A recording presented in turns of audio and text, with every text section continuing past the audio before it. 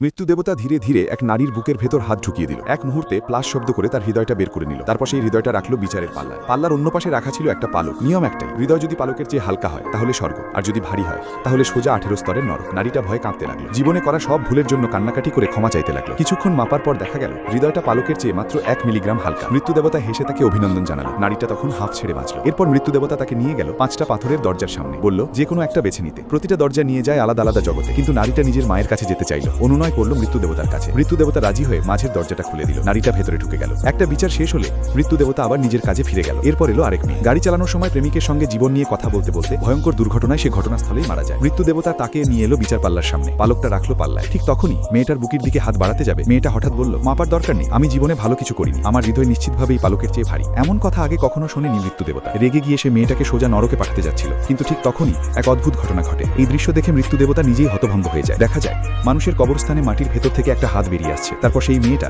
মাটি খুঁড়ে বেরিয়ে আসে। সে না স্বর্গে গেল না নরকে। সেদিন থেকে সে হয়ে গেল জীবিত লাশ, আর মানুষের মাঝেই বসবাস করতে লাগলো।